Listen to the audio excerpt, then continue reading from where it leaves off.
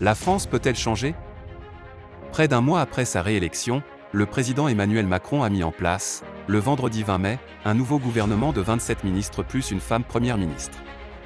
La parité y est totalement respectée, 14 hommes et 14 femmes, moitié nouvelles, moitié anciennes. En plus du Premier ministre Jean Castex, totalement effacé sur le dossier africain, le départ de deux ministres a été particulièrement commenté en Afrique et particulièrement au Mali. Toute la question reste, avec le départ de ce gouvernement français de Madame Florence Parly et Jean-Yves Le Drian, la France peut-elle concevoir vis-à-vis de l'Afrique une politique différente dans ses buts, son style et ses modalités? Ce renouveau est-il un grand espoir pour le continent et pourrait-il être utile à chaque partie, comme le laissent entrevoir les analystes français? Pour les chapelles africaines, le problème n'est pas qui est dans tel ministère ou pas, le problème est le système qui ne changera jamais, car trop profitable à la France. Ce changement de ministre, c'est comme un monsieur qui s'appelle Mamadou puis décide de s'appeler Bakary. Ça ne change absolument rien.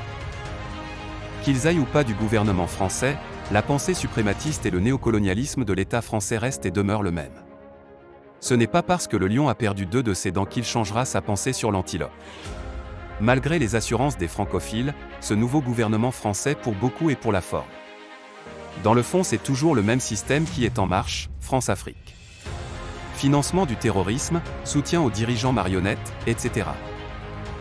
Les Facebookers ont laissé place au Twitter pour se prononcer sur le sujet. Agenda Mali 2023, la nouvelle génération ne fonde aucun espoir des changements en France. C'est une grande différence entre notre perspective et la leur. Si l'OTAN ne change pas de stratégie, elle sera mise de côté au profit d'autres partenariats plus utiles. Votre engagement en Afrique a toujours été sur la base d'un respect mutuel et dans le but de créer de la richesse pour vous et vos clients. C'est ce qui est demandé à nos politiques. Mahamé Kanyassi, désolé de jouer au rabat-joie, mais le continent n'attend qu'une chose de la France, qu'elle prenne ses bagages et qu'elle rentre chez elle afin de nous laisser gérer nos affaires. Apparemment la France est sourde et aveugle à ce message et son réveil risque d'être douloureux. Ibrahim Ansari, à une seule et unique condition que la France du XXIe siècle accepte le concept du partenariat fécond entre nations indépendantes, en lieu et place de celui du comptoir colonial.